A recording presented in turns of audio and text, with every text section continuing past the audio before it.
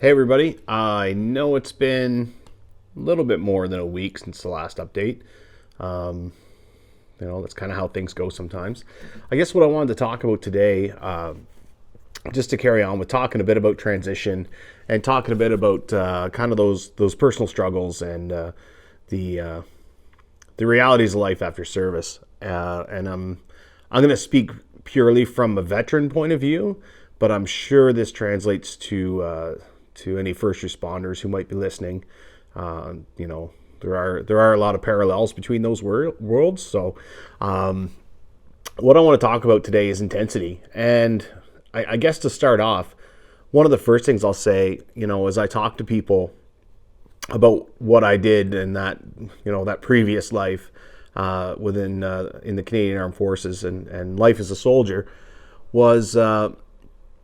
The first thing people ask, they usually tend to ask about deployments. Have you ever been to Afghanistan or any of these other places? And, so I say yes. And most of the time, the reality is, or the reaction rather is, oh, you must be glad not to be there anymore, which is perfectly reasonable. It's a perfectly reasonable assumption to make. Anybody who knows me knows that a lot of times my response will be, if I could, I would go back today. I'd go back right now. I'd drop everything and leave.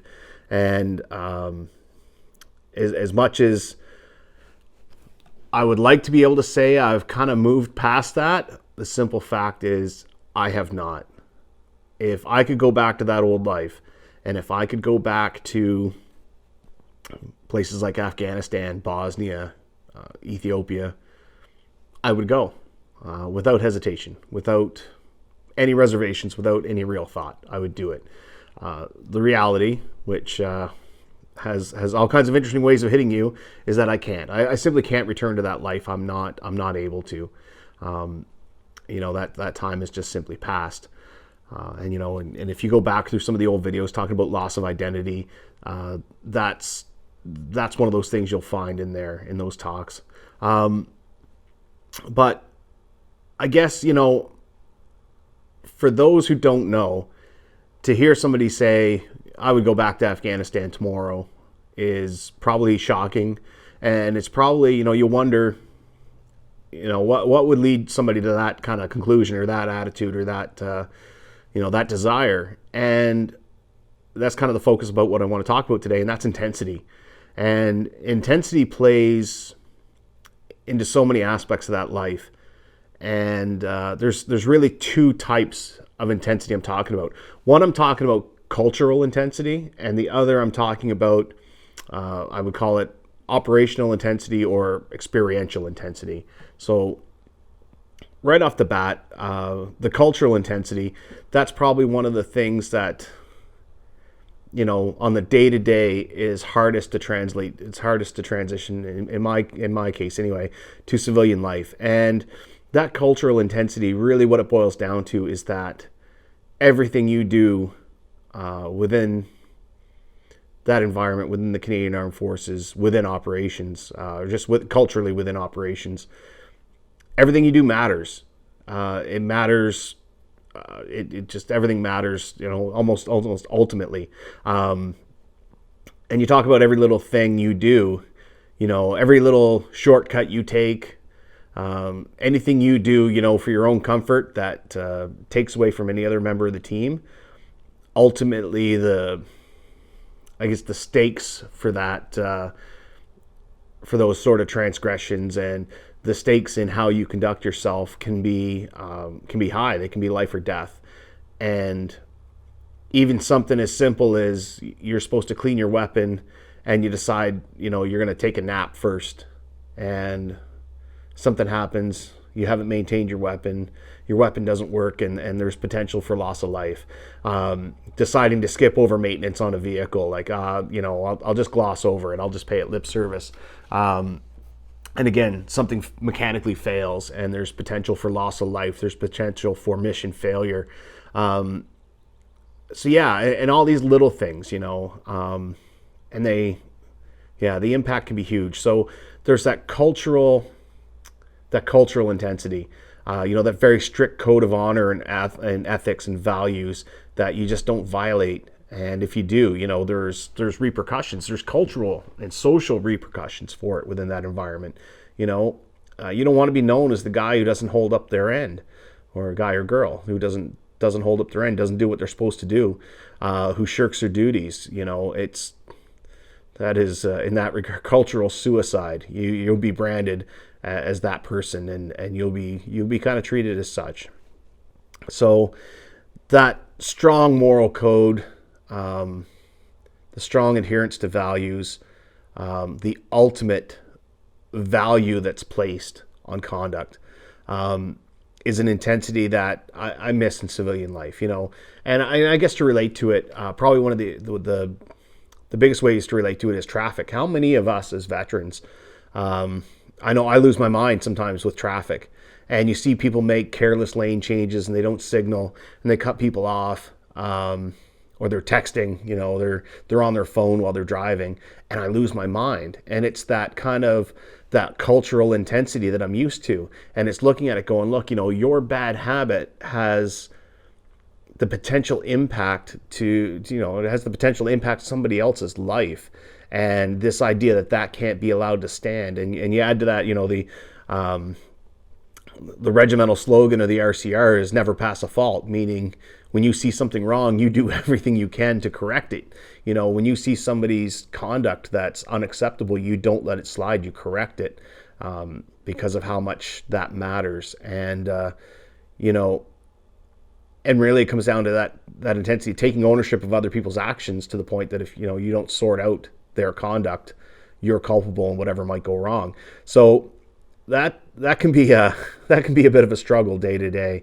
So that's that cultural intensity side of it. The other side of it, and kind of the other side of it that might be maybe a bit easier for people to grasp, is the operational side of it. And that's the simple fact that you do some pretty extreme things. And really, when you talk about that operational or experiential intensity, it's the simple fact that anything can happen at any given moment. And you can go from a normal day to, just exceptional things happening. And exceptional doesn't need to mean good. That can mean bad. That can mean some really, really bad things happening. And there's that undercurrent to almost every aspect of that life that I loved so much. There's that undercurrent that you don't know what's going to happen from one minute to the next, and it could be anything. And to be honest, I miss that. I miss that a lot. When you get to what I consider to be the absolute pinnacle of that experiential intensity is when you get into a flow state.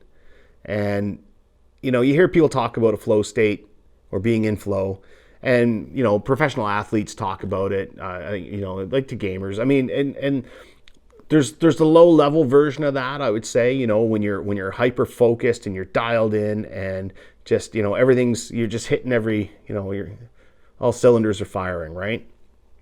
When I talk about flow, I'm talking about some incredible circumstances, and the more dangerous, the more uncomfortable, the more dynamic, the more unpredictable, the more chaotic they are, the more you feel that flow state. And I've talked about, I just recently talked to my friend Glenn about this. We had a long discussion about this, and that flow state, time slows down. Like it you see it in movies where, slow motion, things are happening. Picture, The Matrix, or the scene from Sherlock Holmes, the new ones, if you've seen those, where it's in slow motion and he's kind of predicting, he can see everything he's going to do, and then everything plays out exactly the way he thinks it will, or the way he intends. And that's what that flow state is like. You're talking, pure chaos. Anything could be happening, and time slows down. And whatever piece of equipment you happen to have, whether it's, a weapon system or you're driving a vehicle, that is, it just becomes this extension of yourself. You're so in sync with everything you're doing, and your movements, and everything is so precise. And I've always found the more chaotic, the more out of control everything was, the deeper that flow state was.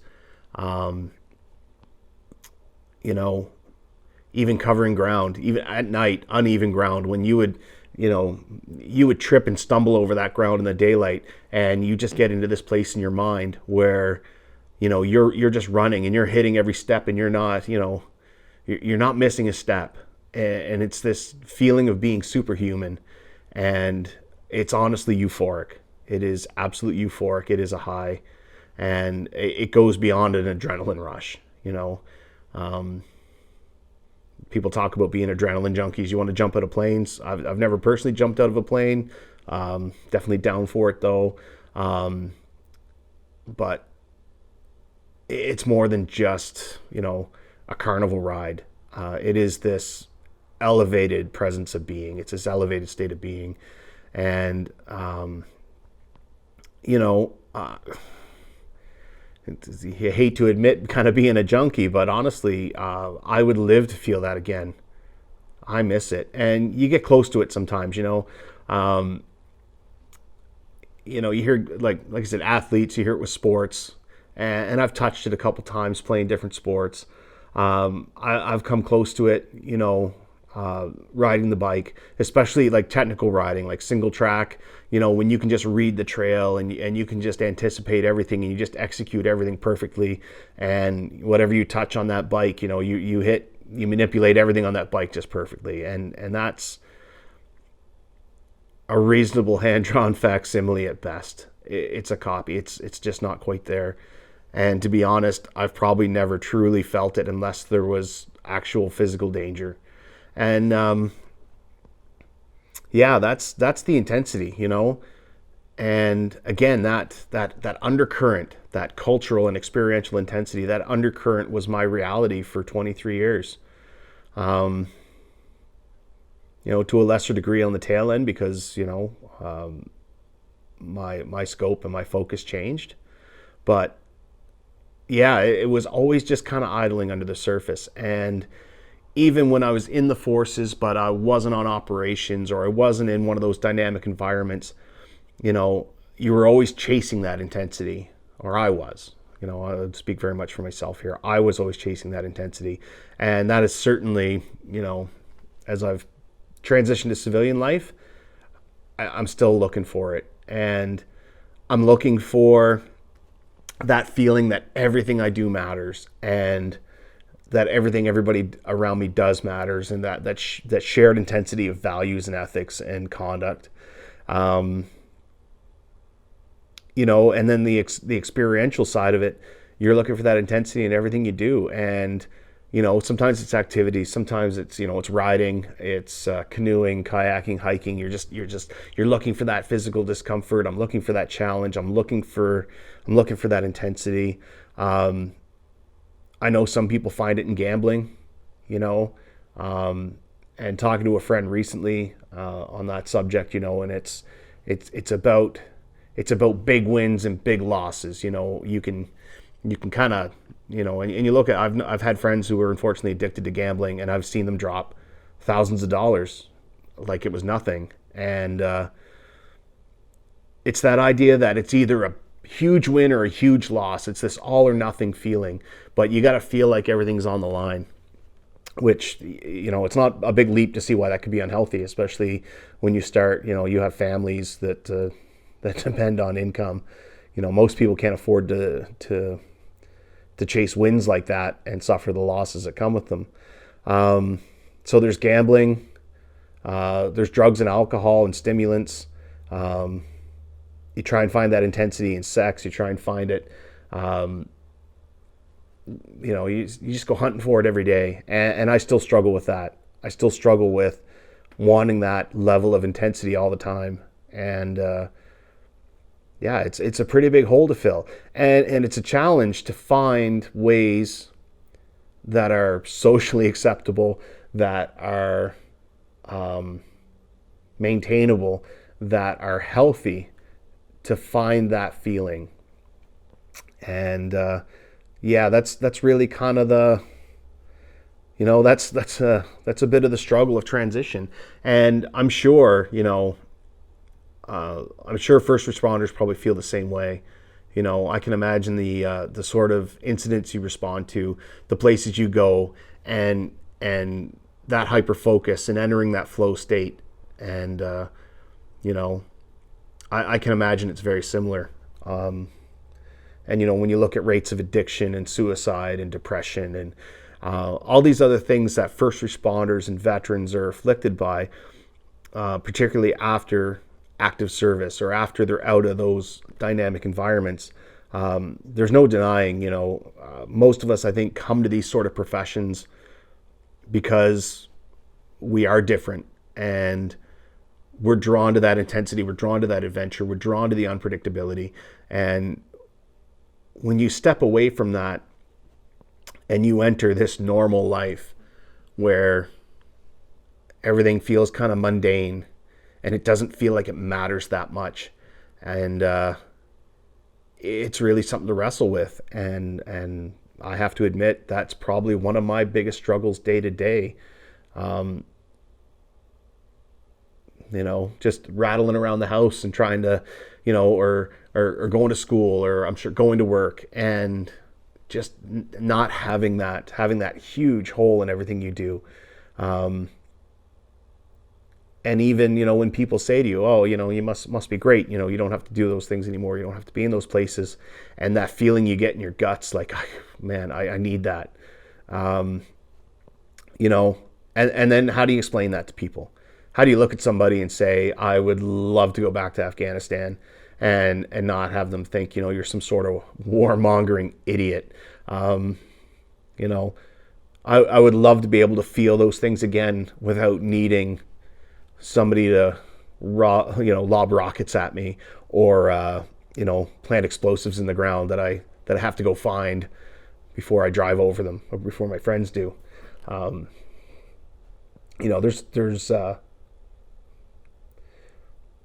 There's no desire for those things necessarily.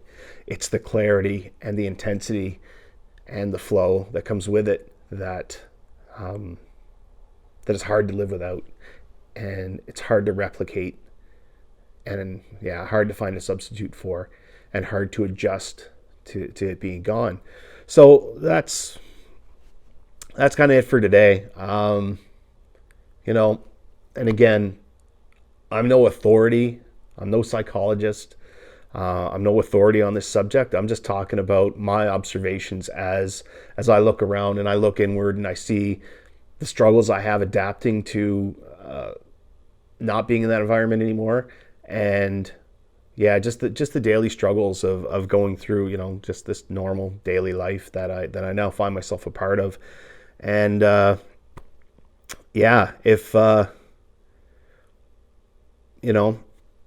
if your views are any different, or your experiences are any different than mine, by all means share if they're the same. It's always good to hear I'm not alone in that in that situation. And I'm going to suggest to everybody, actually, if you've got somebody in your life who, because I guess this is kind of for, as much as it is for other people experiencing the same thing as me, this is also for everybody else who has somebody in their life who's been affected by this sort of thing and wonders why they are the way they are, or wonders why they might miss that. And I'll actually recommend a book to everybody out there, whether you're a first responder, you're a veteran, or you're somebody who knows a first responder or a veteran or a caregiver, and you wonder about these things. And that's a book by a gentleman named Sebastian Younger, and it's called Tribe. And I'll throw a link to it down in the video description. Absolutely incredible book for looking into insights on the effects of trauma and post-traumatic stress and post-traumatic stress disorder, and why that warrior culture, and I'll include first responders in that warrior culture because it fits. You guys are warriors. Why it's so hard to adapt. You do your time and you just want to go live a peaceful life, and it should be simple and easy. It is a great book full of insights into into why that might be difficult. I'll leave you with that. Link for that book is down in the description. If, on to other things with the ride.